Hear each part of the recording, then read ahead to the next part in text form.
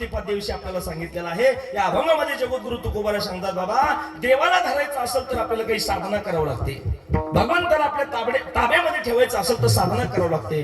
अनेक प्रकारे देवाला धरता येतं. देवाला धरण्यासाठी अनेक प्रकारचे साधन आहेत. देव आपल्या जवळ आणण्यासाठी अनेक साधन आहेत. कोणते साधन आहेत? त्यापैकी एक साधन सांगतो ऐका. ज्ञान साधन आहे. ज्ञानाने सुद्धा देवाला धरता येतं. नारायण महाराज, शंकर महाराज, ज्ञानाने सुद्धा देवाला धरता येतं, पण ज्ञान प्राप्त झालं पाहिजे. ऐका, तुम्ही म्हणताल महाराज आम्ही सामान्य माणसं आहे, संसारिक माणसं आहे, आम्हाला कुठं ज्ञान प्राप्त होतं? आम्हाला ज्ञान प्राप्त होतं का? आणि ज्ञान प्राप्त करणं ही सोपी गोष्ट आहे का विनेकरी महाराज? नाही ना हो, कोणालाही ज्ञान प्राप्त होत नाही. आणि जर एखाद्याला ज्ञान प्राप्त हुकून चुकून झालं, हुकून चुकून त्याला अधिकार नसताना जर ज्ञान प्राप्त झालं तर ऐका, ते ज्ञान त्याला अधिकार नसताना जर भेटलं ते त्याला जगू देत नाही. अनाधिकारी माणसाच्या हातामध्ये जर ब्रह्मज्ञान गेलं ते त्याला जगू देत नाही. काय करतं माहितीये का? ते त्याला अल्पविद्या परी गर्व शिरोमणी आणि मज होणी ज्ञानी कोण आहे त्याला ते अभिमानी बनवतं. विठाला विठाला. ज्ञान प्राप्त करण्यासाठी माणसाला अधिकार असल्याशिवाय ज्ञान मिळत नाही. सद्गुरूच्या मुखातून जर ज्ञान ऐकलं, दोन शब्द सद्गुरूच्या मुखातून कानामध्ये ऐकले तर महाराज ते ज्ञान त्याला पोचत असतं. बघा, देवाच्या दरबारामध्ये ज्ञान प्राप्त करण्यासाठी अधिकार लागतो. याच्यात काय नवले? याच्याही पुढे चला. देवाच्या दरबारामध्ये देवाचा प्रसाद खाण्यासाठी सुद्धा माणूस अधिकारी लागतो. बाल कोण कोण अधिकारी अधिकारी.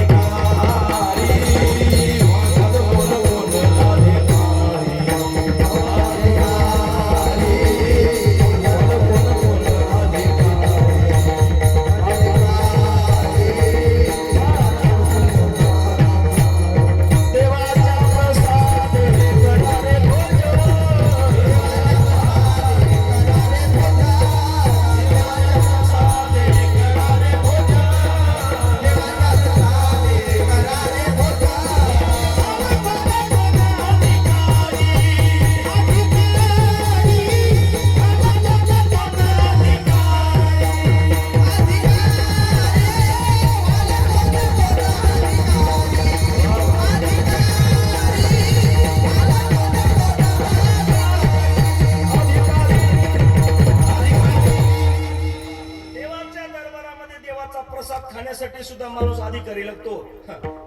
संप्रदायामधला अधिकारी वेगळा आहे आणि तुमच्या आमच्या संसारातला अधिकारी वेगळा आहे. लालदेवाच्या गाडीत बसला, साहेब झाला, लालदेवाच्या गाडीत बसून आला तर आपण काय म्हणतो? मोठे साहेब आले, अधिकारी आले. बरोबर आहे ना? हे झाला संसारातला अधिकारी. पण देवाच्या दरबारातला अधिकारी, संप्रदायातला अधिकारी वेगळा आहे. संप्रदायातला अधिकारी माणूस कधी होतो माहितीये का?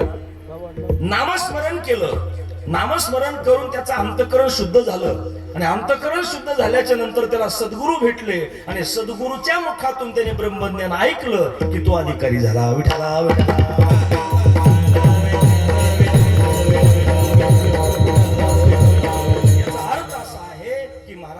ज्ञान जर सद्गुरूकडून प्राप्त झालं रे झालं की आपल्या जीवनामध्ये आपल्याला ज्ञान पचत असतं, ज्ञान प्राप्त होत असतं. मग महाराज आम्हाला सामान्य माणसाला ज्ञान प्राप्त होत नाही, मग आम्हाला ज्ञानाने देव धरता येणार नाही. चला, दुसरं साधन सांगितलं. त्याच्यासाठी एक अजून सांगितलं, त्याला योग साधन म्हणतात. योग साधनाने सुद्धा देवाला धरता येतं. पण ऐका ना, योग साधन सुद्धा सोपं आहे का लक्ष्मण महाराज? सोपं नाही महाराज योग साधन सुद्धा. म्हणजे ज्ञानोबाराय म्हणतात, अरे जर तुम्ही गुरु न करता, सद्गुरूकड न जाता मनाने जर योगाच्या नादी लागले तर तो योग काय करतो ऐका. अनाधिकारी माणसाला जर योग करायला लागले, काही लोक म्हणते आम्ही योगाचार्य आहेत. हा, तुम्ही काय योगाचा अभ्यास केला का? सद्गुरू केले का? नाही केले. मग मनाने योगाच्या नादी लागायचं नाही. माझे ज्ञानोबाराय म्हणतात,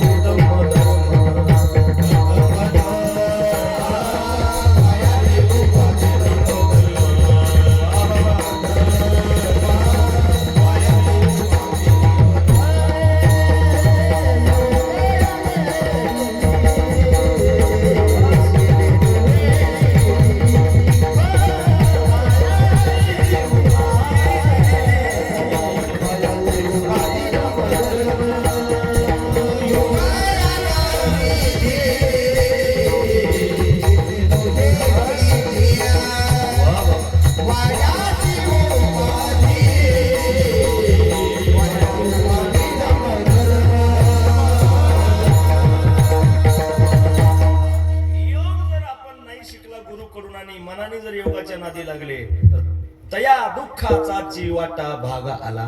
योगाची या वाटा जे रिगाले गा सुबटा तया दुःखाचा चिवाटा भागा आला. ज्ञानोबराय सांगतात महाराज. मग मनाने जर योगाच्या नादी लागले, काही काही लोक म्हणतात महाराज आम्ही जरी योग गुरु रामदेव बाबा जर गुरु नाही केले तरी आम्ही त्यांना गुरु मानतो. मी म्हणलं कसं काय? ते म्हणे सकाळी सकाळी 5 वाजता टीव्हीला लागताय म्हणे, टीव्हीवर येत आहेत बाबा सकाळी सांगतायत मांडी घालून बसा सकाळी 5 वाजता. आम्ही टीव्ही लावतो, बाबा म्हणले मांडी घालून बसा, मांडी घातली. बाबाने सांगितलं उजव्या हाताच्या अंगठ्याने उजवी नाकपुडी दाबून धरा, म्हणजे आम्ही धरतो. डाव्या नाकपुडीने श्वास वर घ्या, म्हणजे आम्ही घेतो. पुन्हा इकडची नाकपुडी दाबा, इकडून श्वास सोडा उजव्या नाकपुडीने, आम्ही सोडतो.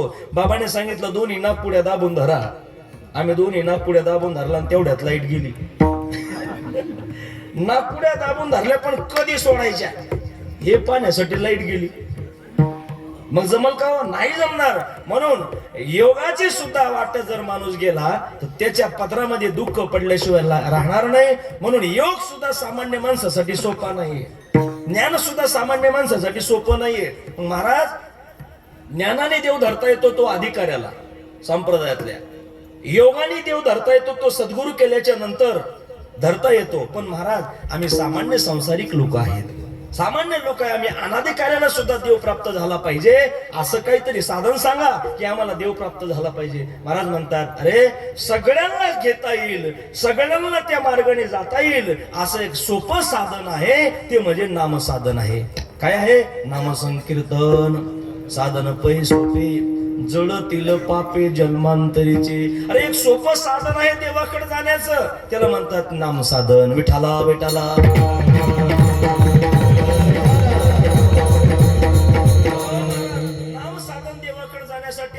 मग तुकोबाराय म्हणतात अरे माझ्याकडे ज्ञान सुद्धा आहे, माझ्याकडे वैराग्य सुद्धा आहे, माझ्याकडे योग सुद्धा आहे आणि माझ्याकडं नामसाधन सुद्धा आहे. माझ्या तुकोबाराने एवढं नामस्मरण केलं महाराज, अभिषेक महाराज एवढं नामस्मरण तुकोबाराने केलं. शिंक जांभळे खोकला येतो का वेळ वाया गेला. शिंक आली जांभळी आली तेवढाच वेळ वाया गेला. याच्या व्यतिरिक्त नामस्मरणाच्या व्यतिरिक्त तुकोबाराय म्हणतात माझा वेळ वायाला गेला नाही.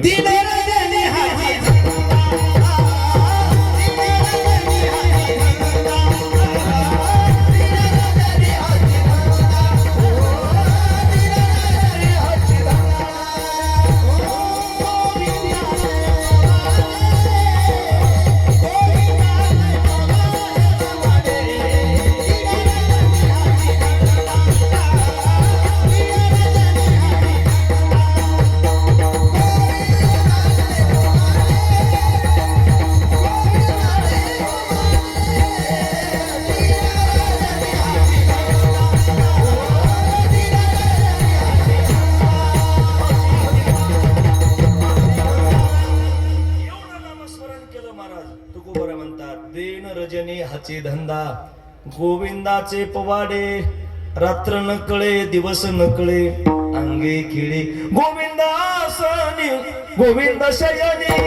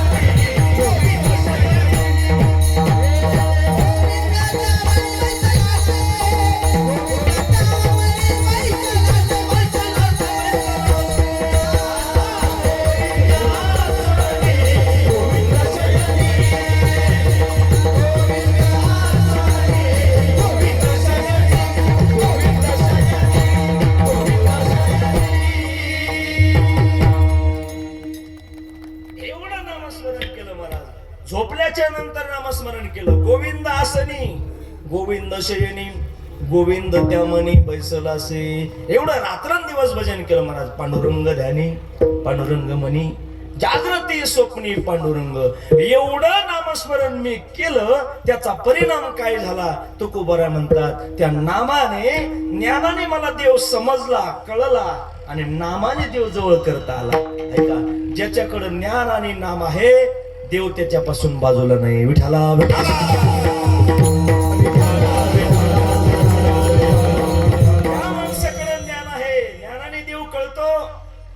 ज्ञानाने देव कळतो आणि नामाने देव आकळतो. महाराज, भावबळी आकळे येरवी नाकळे करतळे आवळे तैसा हरी. ज्ञानाने देव कसा आहे, देवाचं स्वरूप कसं आहे, देव कुठं राहतो, देव कसा दिसतो, हे ज्ञानाने कळतं. पण अशा दिसणाऱ्या देवाला आपल्याला जवळ ठेवायचं असेल, त्याला नामच लागतं. नामच एक खडग आहे देवाला जवळ करण्यासाठी. विठाला विठाला.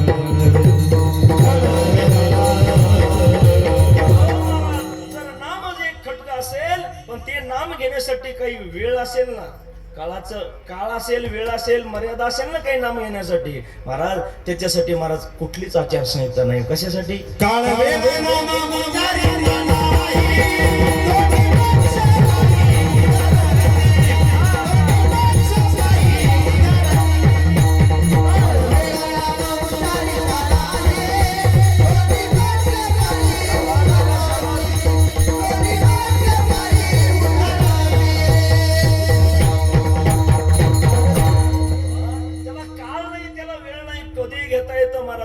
आणि कोणालाही घेता येतं. ऐका, श्रीमंत आला तरी श्रीमंताला नाम घेता येतं.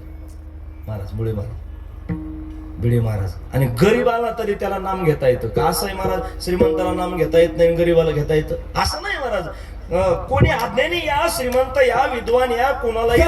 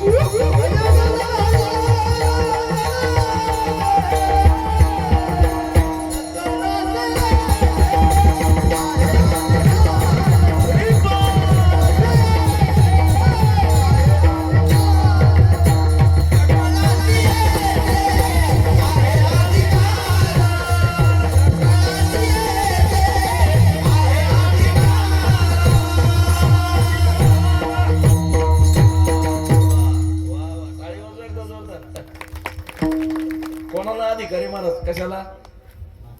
नाम घ्यायला. परमात्म्याला बी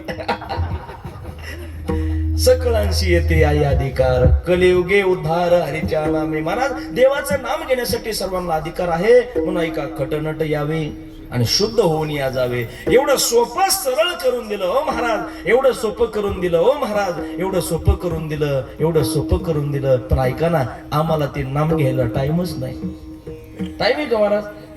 अहो, याचा टाइम जरी आपल्याला नसला ना, माझ्या साधू संतांनी याचे महाराज खोडून टाकलं. टाइम नाही म्हणलं ना, ते सुद्धा खोडून टाकलं. ते म्हणले तुम्हाला टाइम नाही ना, मग तुम्ही जे काम करताय ना, कामामध्ये काम काही म्हणा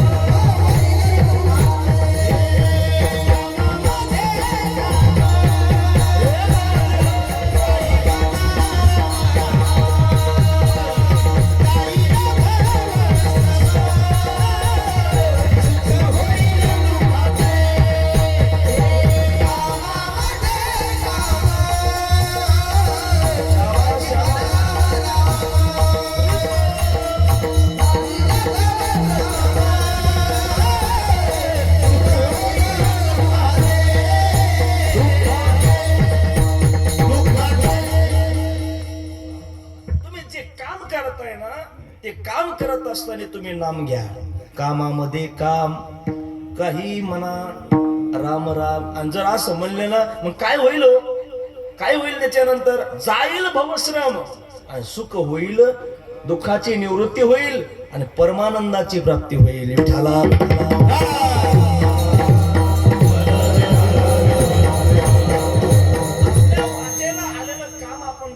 आपल्या वाटे आले भागात ते करीतो आणि तुझे नाम उच्चारितो. आपल्या वाट्याला आलेलं काम आपण करायचं. शेतीचं काम असेल, शेतीचं करायचं.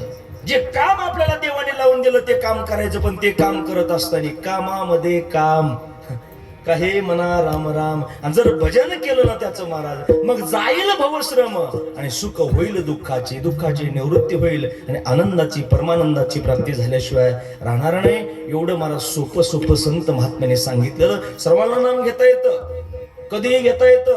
त्याला काळ वेळाची मर्यादा नाहीये. कोणालाही घेता येतं, कधीही घेता येतं, कुठंही घेता येतं. निजल्याने गाता उभा नारायण.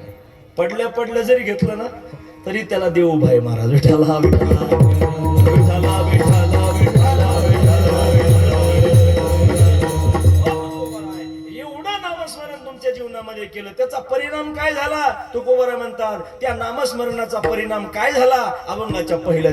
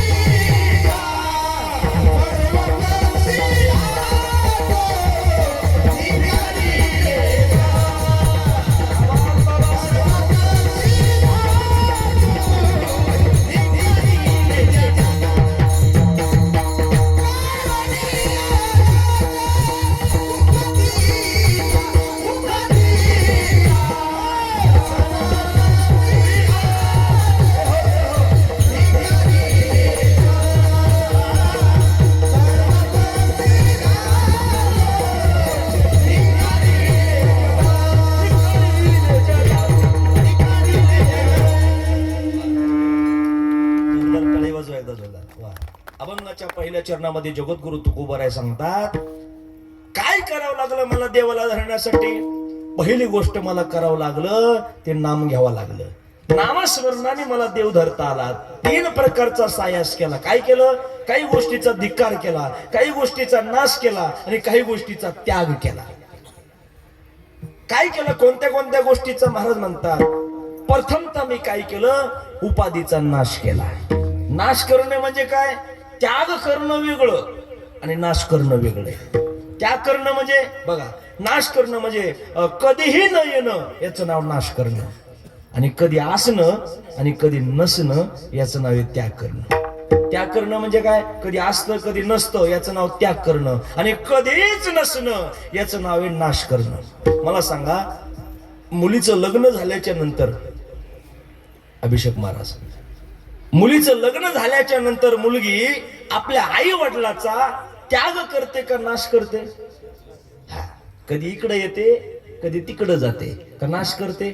नाश करत नाही मला. त्याग करते. कधी आईकडे राहते, बाबाकडे राहते, कधी सासरी राहते, इकडे येते तिकडे जाते. म्हणजे त्याग करते, नाश करत नाही. पण तुकोबाराय म्हणतात, या उपाधी रूपी मुलीचा मी काय केला? त्याग नाही केला. करोन या नाश उपाधीचा नाश केला म्हणजे उपाधीला मी कधी जवळ येऊ दिलं नाही. आता प्रथमतः उपाधी म्हणजे कोणती मुलगी, उपाधी म्हणजे काय, उपाधी कोणाचं नाव आहे? एखाद्या झोपडपट्टीवर राहणारी उपाधी का? तिचं नाव कोण आहे? उपाधी म्हणजे ऐका, उपाधी या शब्दाचा अर्थ तुम्हाला सांगतो म्हणजे लक्षात येईल. उपाधी काय करते? खरं झाकून ठेवते आणि खोटं जगभर पसरवते. हिचं नाव आहे उपाधी. खरं झाकून ठेवायचं आणि खोटं जगात पसरवायचं, याचं नाव आहे महाराज उपाधी. विठाला बेठाला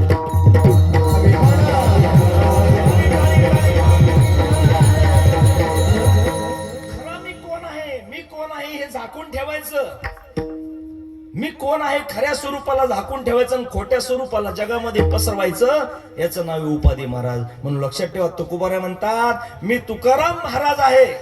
अशी महाराज नावाची पदवी मला लागली ना, मी ती घेतलीच नाही, तिला जवळ येऊ दिलं नाही, मी तिचा नाश केला. काय केला? नाश केला. करून या नाश उपाधीचा, आणि उपाधीचा नाश केल्यामुळं मला देवाला धरता आलं. ही एक कारण. दुसरं कारण महाराज म्हणतात मी काय केलं त्याचं दुसरं कारण, नामाने मला देव धरता आला. मी नामस्मरण केलं, मला देव धरता आला. अहो महाराज, तुम्ही बळाच्या जोरावर देवाला धरलं का? बळ? तुकोबाराय म्हणतात नाही हो, आमच्याकडे बळ कशाचं आलं? आमच्याकडे ताकद नव्हती, अशा ताकदीच्या बळाने देवाला धरलं नाही महाराज. मग सत्ता होती का तुमच्याकडे? तुम्ही आमदार होते का, खासदार होते का, कोण होतं? तुकोबाराय म्हणले आमची सत्ता काय सांगावं तुम्हाला महाराज. माणूस मोठा असा पण त्याने म्हणा मज पामर आहे काय तोर, पण माणूस मोठा जरूर असा पण म्हणावं मी लय गरीब आहे, खिशात काहीच नाही. आणि मला काय समजलं? तुला काहीच समजलं? काहीच नसतं खिशामध्ये, पण ते म्हणतो मला काय समजलं? तुला काहीच समजेल महाराज. ज्यांनी समजायचं त्यांनी समजून घेतलं. काहीच नसतं जवळ पण ते कोणाला भेट नाही महाराज. पण लक्षात ठेवा, तुकोबाराय म्हणले असं माझ्याकडे खरं तुकोबारायकडे काही नव्हतं का? काही नव्हतं का? अहो तुकोबारायांचं खरं स्वरूप जर पाहिलं ना, अनुरेणुया तुकडा तुका आकाशा एवढा, जर मोठे पाहिले तर आकाशापेक्षा मोठे तुकोबारायांचं स्वरूप आहे. आणि लहान पाहिले तर अनुरेणूपेक्षा लहान आहेत, लहानाहून लहान आहेत, अनुरेणूपेक्षा लहान आहेत. आणि मोठे जर पाहिलं तर आकाशापेक्षा मोठे तुकोबारा आहेत. तर एवढे मोठे तुकोबारा असून सुद्धा ते म्हणतात मज पामर आहे काही थोर. विठाला माणूस मोठा जरूर असावा पण त्याने मी लहाने म्हणावा. पण आपल्याजवळ काहीच नसतं पण मला मोठं म्हणा, याच्यासाठी प्रयत्न जास्त असतात. जास्त प्रयत्न आहे महाराज, जास्त प्रयत्न. म्हणून लक्षात ठेवा, काय झालं माहिती का? समाजामध्ये एक असं झालेले, समाजामध्ये काय झालं, राहणीमान कडक झाली, विचार 5 वर्षाच्या लेकरासारखे झाले. राहणीमान कडक झाली आणि विचार 5 वर्षाच्या लेकरासारखे झाले. असं नाही पाहिजे. राहणीमान साधी ठेवा आणि विचार मोठे ठेवा, तोच जगातला सगळ्यात मोठा आहे. विठाला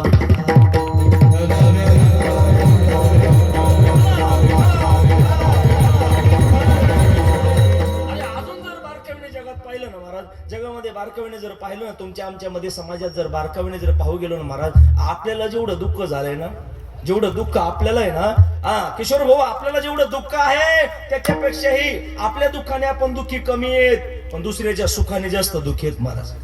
एखाद्याने गाडी घेतली की याच्या पोटात फिरवतोच महाराज असतो. एखाद्याने बंगला बांधला गेला झोपच येत नाही. एखाद्याने गाडी घेतली, बंगला घेतला, जमीन घेतली की झोपतच नाही. याला पहिलं दवाखान्यात न्यावं लागतं महाराज. लोक दवाखान्यात नेतात, घरचे जाणलेले नेते. डॉक्टरला म्हणते डॉक्टर साहेब काय पैसा लागल ते बघा राव, काय पैसा लागल ते लागू द्या. पोरं म्हणते पण आमच्या म्हाताऱ्याला नीट करा. डॉक्टरांनी सगळी ट्रीटमेंट घेतली महाराज, सगळं ट्रीटमेंट घेतली. डॉक्टर म्हणले या पेशंटला काही झालं नाही, काही झालं नाही. मग दुखायला कस काय? आपल्या ज्याने हे इलाज होत नाही, संभाजीनगरला नाही नेलं महाराज. संभाजीनगरला सगळ्या ट्रीटमेंट केल्या पण ऐका ना, तिथं सुद्धा दुरुस्त झाले नाही. पुण्याला जाऊ द्या, पुण्याला नेलं. पुण्याचे डॉक्टर म्हणले म्हातारं करा जेवण करतंय, याला काही झालं नाही पण पोट कस का दुखायला लागलं. तिथून महाराज पुन्हा मुंबईला जाऊ द्या, पण मुंबईचे डॉक्टर लय हुशार. ते म्हणले आले तुम्ही मुंबईपर्यंत, एक काम करा पोरा हो, अरे म्हातारं जालन्याहून आलंय, संभाजीनगरहून आलंय, पुण्याहून आलंय, त्या ते पराक्रमी म्हणले. एक काम करा बरं, म्हाताऱ्याचं कधीपासून दुखायला? मला 1 महिना झाला. नाही ते सांगू नका. पण म्हाताऱ्याने मला सांगा, जेव्हा दुखायला लागलं तेव्हा कधी कोणत्या तिथीला दुखलं, कोणत्या तारखेला दुखलं तेवढं सांगा. ते म्हणले शेजाऱ्याने 1 एकर जमीन घेतली ना तेव्हापासून मग हे म्हणले तुम्ही काय करा, 12 भानगडी करा, पण शेजारी अर्धा एकर का होईना घ्या, तवयाचं राहील, तवरक मथाऱ्याचं राहत. बघा, दुसऱ्याच्या सुखामध्ये ज्याला दुःख होतं हे माणसं असतात, पण दुसऱ्याच्या दुःखामध्ये ज्यांना दुःख होतं हे संत असतात. विठाला विठाला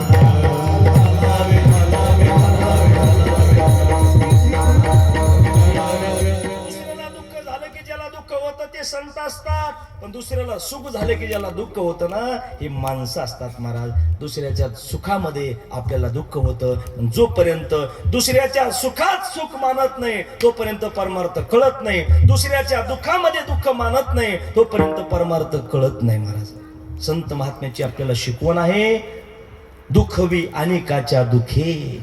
दुसऱ्याला दुःख झालं अंतःकरणाला आपल्याला दुःख झालं पाहिजे, त्याला संत महाराज. ज्यांच्या अंतःकरणामध्ये दया आहे, अंतःकरणामध्ये क्षमा आहे, अंतःकरणामध्ये शांती आहे, तेच खरी संत असतात. दया क्षमा शांती ते देवाचीच वस्ती. संत तोची जाना जगी, दया क्षमा ज्याची अंगी. विठाला विठाला.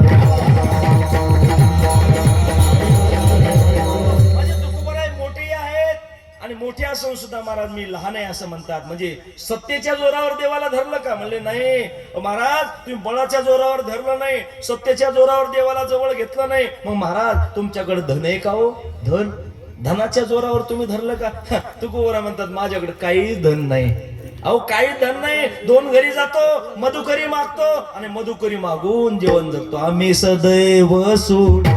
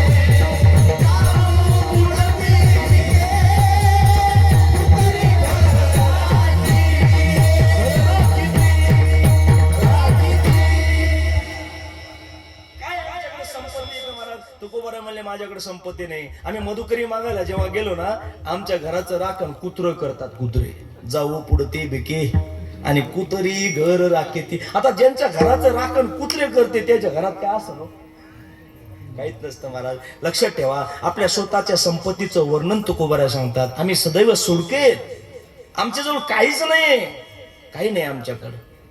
आम्ही सदैव सुडके, जाऊ पुढती भिके कुत्री घर राखेती. आपल्या संपत्तीचा सर्व त्यांनी आपल्याला सांगून दिलेला आहे. याचा अर्थ असा आहे, संपत्तीच्या जोरावर देवाला धरलं नाही, सत्तेच्या जोरावर देवाला धरलं नाही. मग महाराज तुम्ही देवाला धरलं, देवाला जवळ केलं, नेमकं कोणत्या बळाने? महाराज म्हणतात नामाच्या बळाने. भाव बळे आकळे एरवी नाकळे.